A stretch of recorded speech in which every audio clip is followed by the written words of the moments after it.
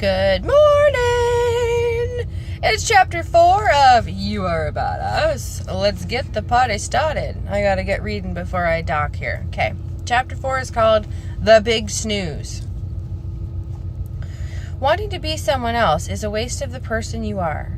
Kurt Cobain. You know who that is, right? Yep. When I first started getting into self-helpery, there was lots of talk about something called the ego that confused the hell out of me. I always thought that ego was about being conceited and bragging and all. I'm going to talk on and on and on about how great I am, and then I'm going to show you my muscles. Meanwhile, even though arrogance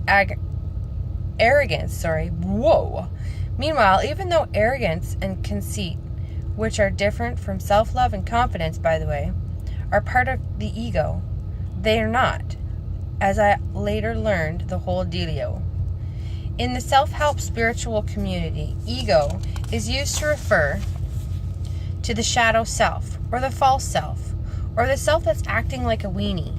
It's the part of us that's driving the bus when we do things like sabotage our happiness by cheating on our husbands or wives, because deep down we don't feel worthy of being loved, or that refuses to follow our hearts and pursue our acting career because we're terrified to be seen or who we really are, or that goes on and on and on and on about how great we are and shows off our muscles because we're insecure and needs lots of outside validation that we're good enough.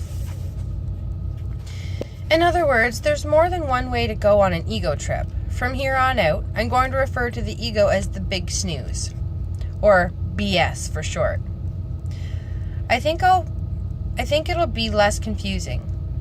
Plus, I think it's more appropriate since the leading cause of sucking, staying broke, dating morons, uncontrollably crying in public because we hate our lives, is the way that we haven't yet woken up to how truly powerful we are, or how massively abundant our universe is.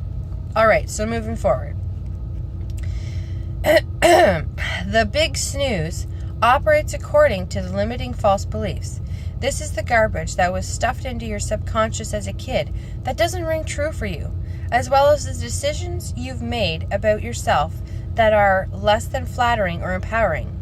It gets validation from outside sources. I'm doing this to win your love. Your opinion of me is more important than my opinion of me. It's reactive. My circumstances control my life. I am a victim.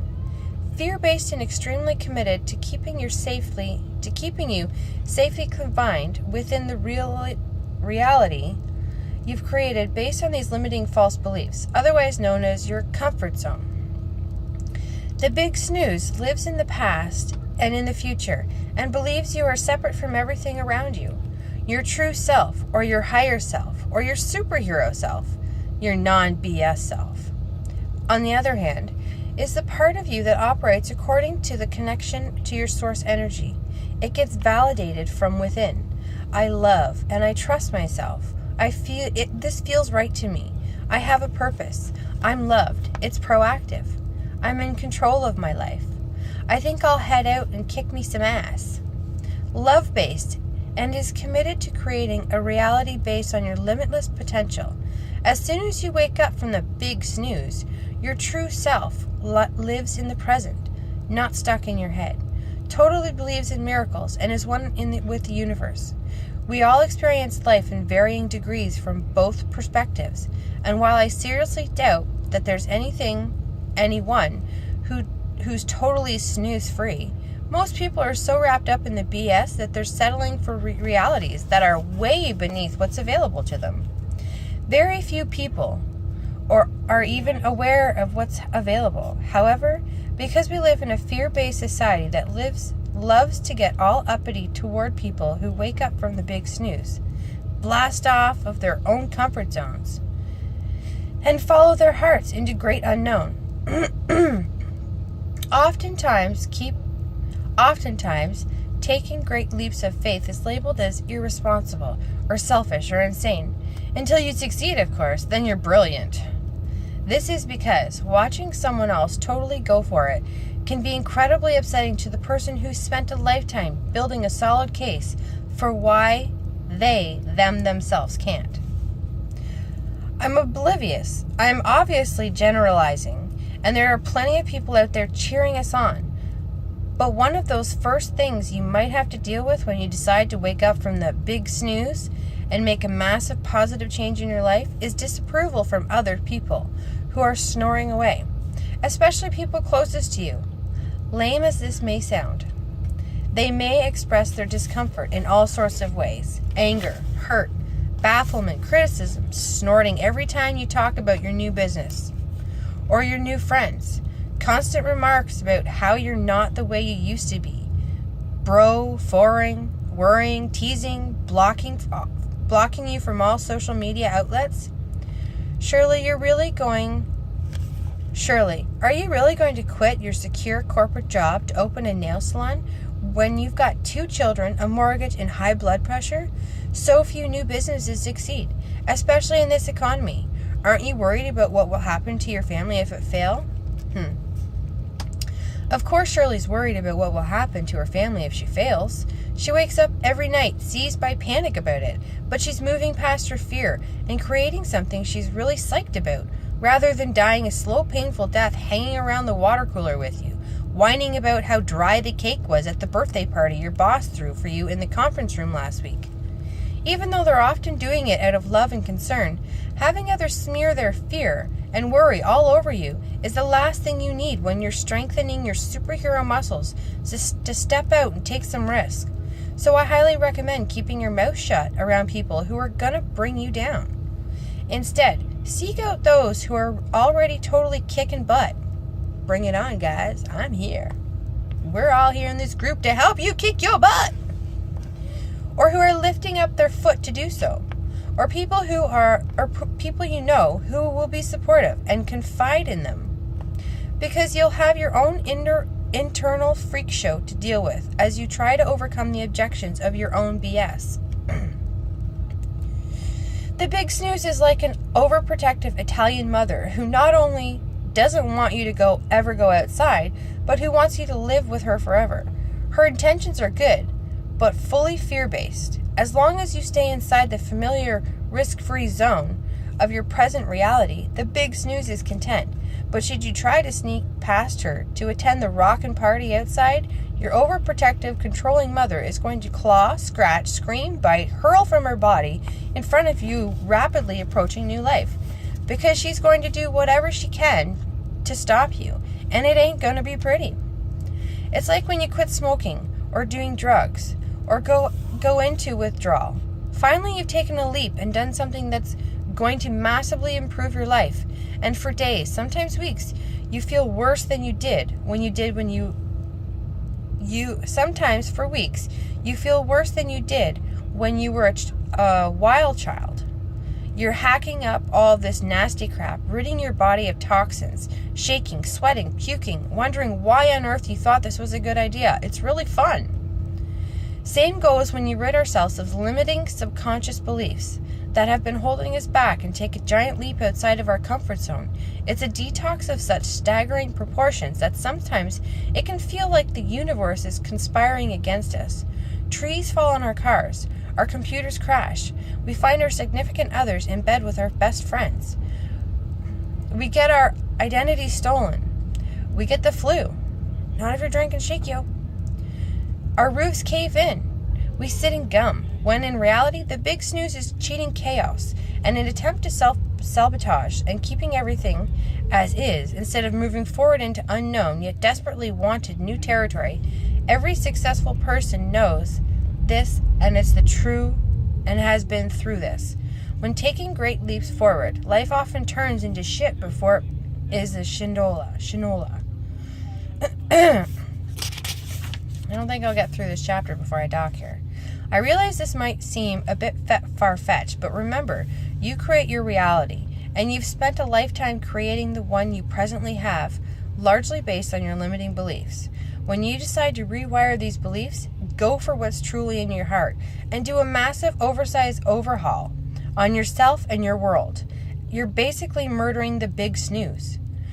And she is going to come at you rolling pin raised high over her head and beat your back into your old life. We are very powerful creatures who create our realities through focused energy, and should your subconscious mind decide to focus the energy and stopping ourselves from taking the risk because it's freaking out and terrified, things can get a little crazy around here. The big snooze will do everything it can to stop you from changing and growing, especially since you're attempting to obliterate the very identity that you and everyone else has known to come to know as you. Never underestimate the power of the big snooze scorn. Sometimes the big snooze sets up emotional blocks to try and stop us. Other times she gets physical. I have a client who decided to quit his ho-hum yet high-paying job to start his dream company from scratch. He had no idea where to start, what he wanted to do, or how he was going to pull it off. And regardless of the fact that he had a family that was counting on him, no guarantees, and even fewer leads, he quit his secure job and went for it because he was determined to create a life he loved. That's when the BS hit the fan. He got not one, but 2 flat tires after leaving the coaching session with me. His babysitter ran into his wife's car while driving his car. The water main under the kitchen exploded, and right before the first big deal went through, he got hit by a freaking bus. I'm pleased to report he's fine. But even with all those extremely convincing excuses to say, okay, fine, screw it, you win, he never gave up. Today he finds himself being his own boss, doing what he loves, traveling the world, negotiating multi-million-dollar deals, making a huge difference in his clients' lives, living creative, and setting an example, an excellent example for his kids about living life on purpose. A record producer I worked with decided to build his own recording studio. She put all the money and effort into buying all the recording equipment, instruments, amps, soundproofing, etc., all that holy stuff, to have an entire thing burned to the ground almost immediately after it was completed. Instead of closing the shades, getting into bed, and sucking her thumb for the next 2 years, she raised the money she needed to build an even better studio and is now rocking so hard that she gets to hand-pick the musicians she works with. And basically lives out of her fantasy. So, if you finally decide to quit your soul-crushing job and start the pastry shop of your dreams, be not upset if a truck drives through your front window into your scones. Instead of taking the sign that you shouldn't have opened your shop, take it to the meaning that you're ridding yourself of BS and moving into the right direction. Growth ain't for weenies, but it's nowhere near as painful as living the life you're living right now. And if you're not going for it, hold on, guys. I gotta drive off the boat, and then I'll finish this little bit.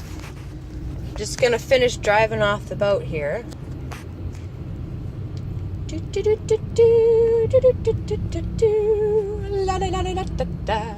Make sure everyone's okay here.